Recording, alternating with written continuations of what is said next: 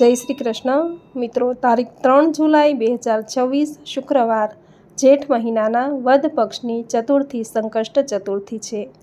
तो आ विडियो में संकष्ट चतुर्थी व्रतनी पूजन विधि, महात्म्य, आ दिवसे करवाना कार्यो, उपायो अने कथा सांभळशो। चतुर्थी तिथि ए भगवान श्री गणेशनी प्रिय तिथि छे। अपना शास्त्रों में कह्यु छे कि वरद मूर्ति भगवान श्री गणेशनी आराधनाथी ज जगतना सर्जक ब्रह्माजीना शरीरथी चतुर्भुज तथा चतुर्पाद युक्त सुंदर अने तेजस्वी चतुर्थीनो जन्म थयो, जेनो डाबो भाग कृष्ण अने दक्षिण भाग शुक्ल होवाथी बंने पक्षोनी रचना थई। चतुर्थी माताना शरीरना विभिन्न अंगोमांथी एकमथी पूर्णिमा अने अमास वगैरे तिथिओनी उत्पत्ति थई। તેથી જ ચતુર્થીને તિથિઓની માતા કહેવાય છે। આ કારણે વિનાયક ચતુર્થીના દિવસે મધ્યાહને તેમજ સંકષ્ટ ચતુર્થીના દિવસે રાત્રે ગણપતિની ઉપાસના કરવાથી ધર્મ, અર્થ, કામ અને મોક્ષની પ્રાપ્તિ સાથે વરદ મૂર્તિની ભક્તિ પ્રાપ્તિનું વરદાન પ્રાપ્ત થાય છે। આ દિવસે ભગવાન શ્રી ગણેશને શુદ્ધ જળ, પંચામૃત અને ગંગાજળથી સ્નાન કરાવી યજ્ઞોપવિત તથા વસ્ત્ર ચંદનથી તિલક કરી ચોખા, પુષ્પ તથા પુષ્પમાળા, દુર્વા, સિંદૂર, અબીર, ગુલાલ, કંકુ, હળદર, સુગંધિત દ્રવ્ય, ધૂપ, દીપ તથા ઋતુના ફળ, મોદક તેમજ લાડુનો પ્રસાદ અર્પણ કરી દક્ષિણા અર્પણ કરી આરતી તથા પુષ્પાંજલિ, પ્રદક્ષિણા તથા પ્રાર્થના વિધાનથી પૂજા કરવી જોઈએ। ચોથના દિવસે ચંદ્રોદય થાય ત્યારે ભગવાન ચંદ્રને જળનું અધર્ય આપી ધૂપ, દીપ, લાડુ વગેરેથી પૂજા કરી ચંદ્ર દર્શન કરવા જોઈએ। ઓમ ગમ ગણપતયે નમઃ આ મંત્રનો જપ કરવો જોઈએ। આ ચોથના દિવસે નિરાહાર વ્રત રાખીને બીજા દિવસે અથવા ચંદ્રોદય પછી પારણા કરવાનું વિધાન છે। ચોથનું વ્રત તથા ભગવાન શ્રી કૃષ્ણની ચંદ્રદેવની આરાધના ભક્તિ કરવાથી ધર્મ, અર્થ, કામ અને મોક્ષની સાથે ધન, સંપત્તિ, વૈભવ, સંતાન, સ્વાસ્થ્ય તથા દીર્ઘાયુષ પ્રાપ્તિ સાથે બંધનો અને સંકટોમાંથી મુક્તિ મળે છે। આમ સંકષ્ટ ચતુર્થીના દિવસે ભગવાન શ્રી ગણેશની પૂજા કરવી, ચંદ્રોદય થયા બાદ ભગવાન શ્રી ગણેશની પૂજા કરવી તેમજ ચંદ્ર દર્શન કરી ચંદ્રને જળનું અધર્ય આપી લાડુનો પ્રસાદ ધરાવી આ પ્રસાદ બધાને વહેંચી પોતે પ્રસાદ ગ્રહણ કરવો અને આ વ્રત પૂર્ણ કરવું। આ દિવસે વ્રતનું મહાત્મ્ય દર્શાવતી કથા વાર્તા સાંભળવાનો ખૂબ મહિમા છે। તો મિત્રો, આજના આ વિડીયોમાં જેઠ વદ સંકષ્ટ ચતુર્થી વ્રતની કથા સાંભળશું। જો આપને કથા પસંદ આવે तो लाइक, शेर, कॉमेंट करी। चैनल पर नवा छो तो चैनल सब्सक्राइब करी बाजू में बेल आइकन जरूर प्रेस करजो।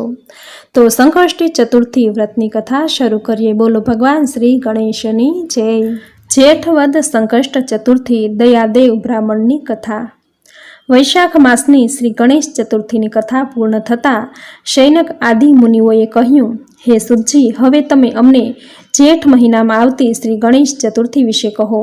सुतजी बोल्या, जेठ में आवती श्री गणेश संकष्ट चतुर्थी ने गणाध्यक्ष गणेश चतुर्थी कहे छे। गणाध्यक्ष एटले गणोनो अध्यक्ष, ते स्वामी गणाय छे। श्री गणेश जी ने श्री शंकर भगवान ने गणोना स्वामी तरीके प्रतिष्ठित कर्या हता। विधि विधान प्रमाणे पूजन विधि करवो जोईए। हवे हूँ तमने जेठ महीनानी श्री गणेश संकष्ट चतुर्थीनी कथा विस्तारथी कहूँ छूं, ते तमे सांभळो। पार्वती माताए श्री गणेश जी ने पूछ्यु, हे वत्स, ज्येष्ठ मासनी संकष्टी चतुर्थीनी केवी रीते पूजा करवी जोईए? आ मासना श्री गणपतिजीनुं नाम शुं छे? शानो आहार लेवो जोईए? तमे आ विषे मने जणावो। श्री गणेशजी बोल्या, हे माताजी, ज्येष्ठ कृष्ण चतुर्थी सौभाग्यमां वृद्धि करनार अने कन्याओने पति देनारी छे। आ दिवसे मूषक रथ नामना श्री गणेशजीनी पूजा संपूर्ण भक्ति भावथी करवी जोईए। आ दिवसे घीथी बनावेल हलवो, पूरी, लाडू वगैरे श्री गणेशजी ने नैवेद्य अर्पण करवू जोईए। ब्राह्मण ने भोजन करावीने पछी पोते भोजन करवू। हे पार्वती माता, आ संबंध में प्राचीन कालनी एक कथा कहूँ छूं। सत्ययुग में पृथु नामना राजा हता। ते पराक्रमी हता, छतां राज्य धर्मना नियमों प्रमाणे चालता हता। पृथु राजाए 100 यज्ञ कर्या हता। तेमना राज्य में दयादेव नामना एक विप्र रहता हता। ते वेद शास्त्रोना ज्ञाता हता। तेमना 4 पुत्रो हता, जे वेदों संपूर्ण विद्वान हता। दयादेवे 4 पुत्रोना लग्न शास्त्रोक्त विधिथी कर्या हता। समग्र कुटुंब सुख शांतिथी रहेतुं हतुं। दयादेवनी 4 वहुओ पैकीनी मोटी वहुए एक दाड़े सासूजीने कह्युं, હે માતાજી, હું પિયરમાં બાળપણથી જ સંકટ નાશન શ્રી ગણેશ સંકષ્ટી ચતુર્થીનું વ્રત કરતી હતી. એ ઘણું મંગલકારી વ્રત છે, માટે એ વ્રત અહીં ચાલુ કરવાની મારી ખાસ ઈચ્છા છે. હે માતાજી, તમે મને પૂજ્ય પિતાજીએ વ્રત કરવાની મને આજ્ઞા આપવાની કૃપા કરો. મોટી વહુની આ વાત સાંભળીને સસરાજીએ કહ્યું, વહુ બેટા, તમે બધી વહુઓમાં મોટા છો, તમને કોઈ પણ પ્રકારનું કષ્ટ નથી, બધી જાતનું સુખ છે. તો પછી આ વ્રત વટોળા કરવાનો શો અર્થ છે? તમારી ઉંમર વ્રત કરવાની નથી. ખાવો પીવો, મોજ શોખ કરો. વળી આ ગણપતિ કોણ છે? તમારે આ બધું કરવાની આવશ્યકતા શું છે? ભગવાનની કૃપા થઈ અને થોડા જ વખતમાં મોટી વહુ ગર્ભવતી થઈ. 10 મહિના પછી તેણે એક રૂપાળા અને તંદુરસ્ત પુત્રને જન્મ આપ્યો. વહુએ પુનઃ શ્રી ગણેશ સંકષ્ટી ચતુર્થીનું વ્રત કરવા દેવાની સાસુજીને આજ્ઞા કરી. આજીજી કરી. વારંવાર વિનંતી કરવા છતાં સાસુજીએ વ્રત નહીં કરવા દીધું. વ્રત છૂટી જતાં વહુ ઘણી લાચાર અને દુઃખી થઈ ગઈ. વ્રત તૂટતા શ્રી ગણેશજી કોપાયમાન થયા. પુત્રો યુવાન થયા. તેના લગ્ન લેવાયા. વર વહુના સપ્તપદીના ફેરા વખતે શ્રી ગણેશે પુત્રને અદૃશ્ય કરી દીધો. આ અચાનક અણધારી ઘટનાથી લગ્નના મંડપમાં હલચલ મચી ગઈ. બધા દુઃખી થયા. વર ક્યાં ગયો?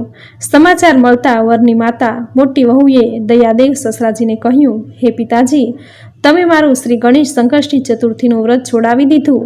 તે કારણે ભગવાન કોપાયમાન થયા છે અને મારો પુત્ર અદૃશ્ય થઈ ગયો છે. મને પુનઃ વ્રત કરવાની સંમતિ આપો કે જેથી મારો પુત્ર મને પાછો મળે. પુત્ર વધુને મુખે આ વાત સાંભળીને દયાદેવ અત્યંત દુઃખી થયા. સાસુજી પણ દુઃખી થયા. પછી બંનેએ મોટી વહુને શ્રી ગણપતિજીનું સંકષ્ટ ચતુર્થીનું વ્રત કરવાની મંજૂરી આપી. આથી દર મહિને વધમાં આવતી સંકટ નાશન ગણેશ ચતુર્થીનું વ્રત મોટી વહુએ કરવા માંડ્યું. એકવાર એક વેદવતા ગરીબ અશક્ત બ્રાહ્મણ તેમને ત્યાં ભિક્ષા માંગવા આવ્યા. આંગણામાં આવ્યો. મોટી વહુને કહ્યું, બેટી, હું ઘણા દિવસથી ભૂખ્યો છું. ભૂખને કારણે હું ચાલી પણ શકતો નથી. મને ભિક્ષામાં ભોજન આપ. ધર્મચારણી વહુએ ભૂખ્યા બ્રાહ્મણનો આદર સત્કાર કરી પેટ ભરીને આગ્રહ કરીને જમાડ્યો. વસ્ત્ર આદિનું દાન પણ કર્યું. આથી બ્રાહ્મણે પ્રસન્ન થઈને કહ્યું, હે દીકરી, માંગ, તારે જે જોઈએ તે માંગ. હું વેશધારી બ્રાહ્મણ ગણેશ છું. હું તો તારી પરીક્ષા કરવાને અહીં આવ્યો છું. તારા વ્રત પાલનના ફળ સ્વરૂપે તને દર્શન આપવા આવ્યો છું. ભિક્ષુક બ્રાહ્મણની આ વાત સાંભળીને વહુ નમસ્કાર કરતા બોલી, હે વિઘ્ન વિનાયક શ્રી ગણેશજી, જો તમે મારા પર પ્રસન્ન જ થયા હો તો મને મારો ખોવાયેલો પુત્ર પાછો મળે તેવું વરદાન આપો. બ્રાહ્મણે કહ્યું, હે શ્રદ્ધાળુ વ્રતધારી પુત્રી, તું જે ઈચ્છે છે તેમ જ થશે. તારો પુત્ર તને સત્વરે પાછો મળશે.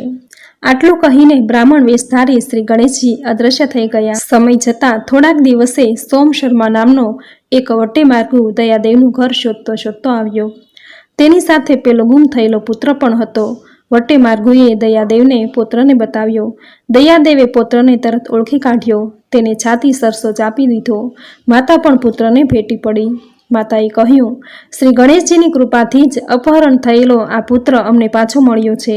પુત્રને નવા વસ્ત્રાભૂષણોથી શણગાર્યો. દયાદેવ તો સોમ શર્માને વારંવાર નમસ્કાર કરીને કહેવા લાગ્યા, હે શ્રેષ્ઠ, તમારી કૃપાથી અમને અમારો પુત્ર ગયેલો પાછો મળ્યો છે.